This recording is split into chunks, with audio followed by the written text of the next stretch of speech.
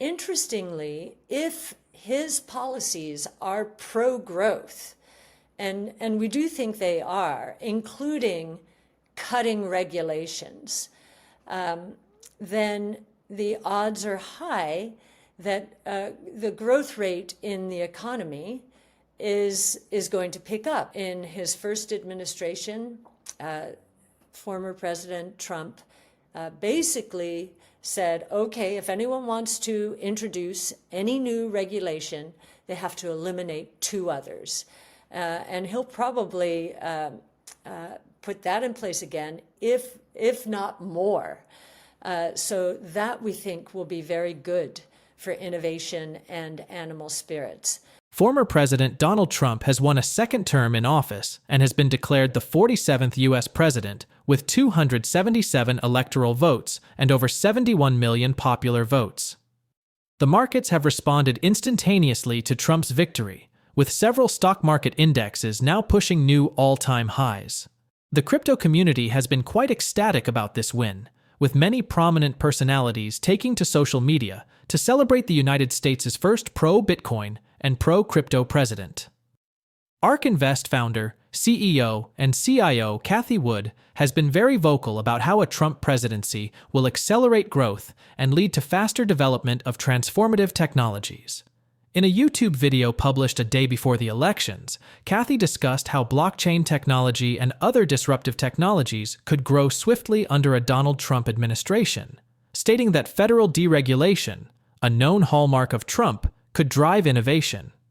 In her video, Cathie said, "If Trump's elected and they do the decreasing regulation, getting government spending down, and expectations of government spending down, I believe that what we've been expecting is going to happen on steroids, and that is the 5 major innovation platforms that are evolving today, so robotics, energy storage, artificial intelligence, blockchain technology, and multi-omic sequencing." The ARK Invest CEO noted that these platforms are ready for prime time and are entering exponential growth trajectories, adding that under a Trump administration, they will be allowed to fly freely. The crypto market seems to agree with Cathie's remarks, as Bitcoin's price has taken off sharply since Tuesday.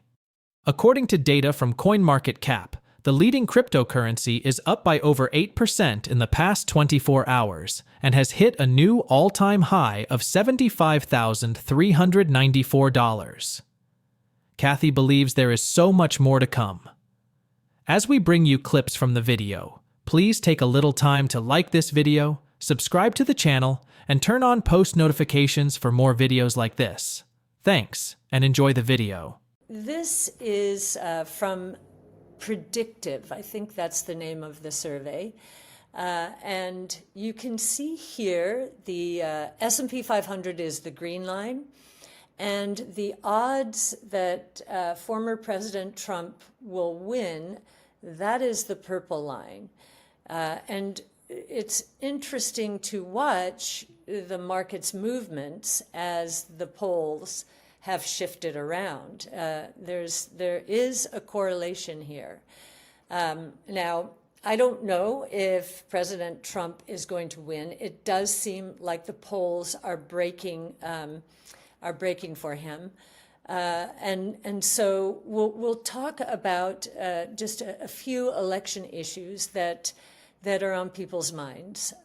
Of course, taxes, and the market likes tax cuts and has been worried that the tax cuts in the original tax bill that was passed under President Trump, that they are going to expire at the end of 25. So one reason the market is behaving this way is, of course, he is not only going to be a proponent of extending those tax cuts, but he has said he would like to introduce even more tax cuts, personal tax cuts and corporate tax cuts. Now, the other thing that he has suggested, and is beating the drum on, are tariffs. Now, the market generally does not like tariffs. I don't like tariffs. I don't like any tax increase. But I think what we're beginning to understand is the tariff talk is a negotiation already with our trading partners, but it is also a trade-off, much like in the very early days of our country. We didn't have the personal income tax.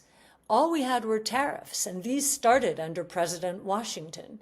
So I think the market is beginning to understand that we're talking about, one, a negotiating posture here, so posturing, but two, we might be thinking a little bit about going back into the world that we actually did enjoy in the early days of this country. So that's interesting. The other thing that we hear former President Trump talking about is the dollar. He wants the dollar down. Ironically, the dollar going down is good for multinationals. But the dollar going down typically does not happen when the terms of trade start to favor the U.S. And cutting taxes is definitely helps in terms of trade.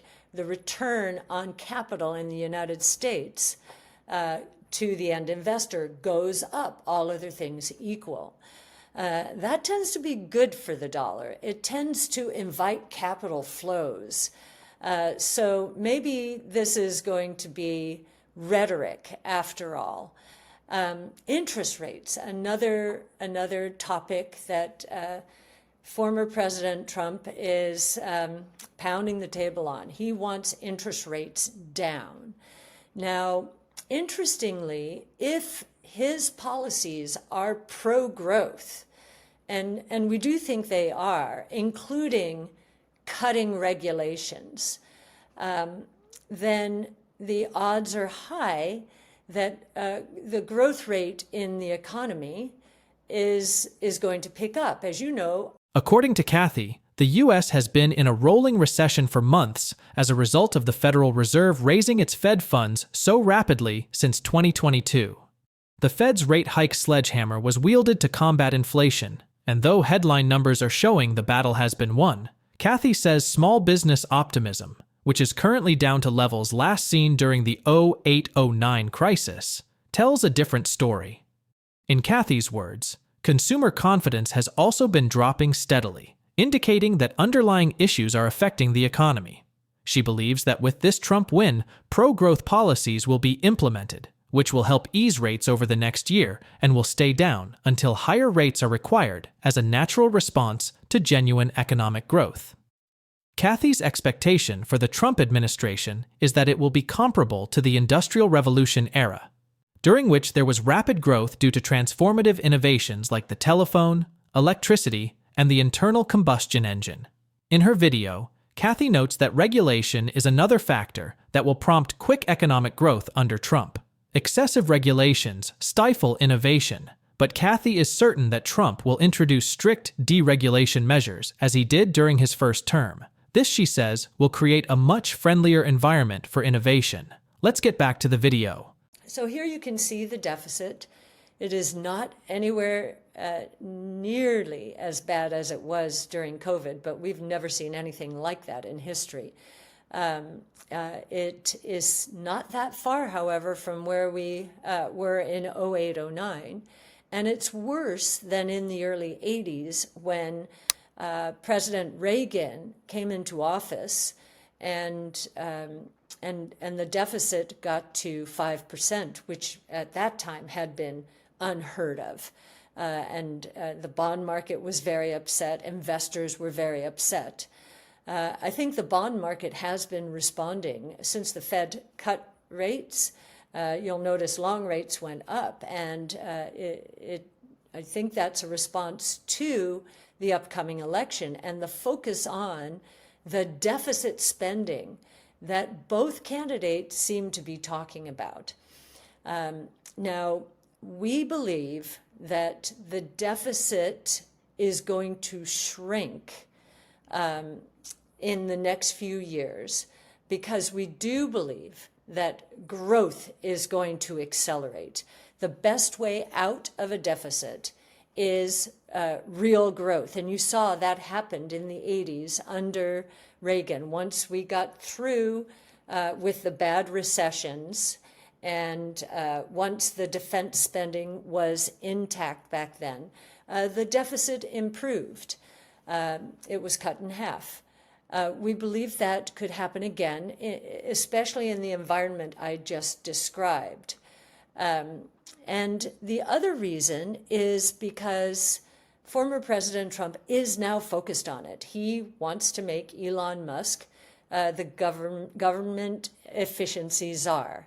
Now, I don't believe that Elon will take an official post in this administration if President Trump is reelected. But I do believe he'll put into place some rules-based system, much like the regulatory system I just described, that will cut government spending.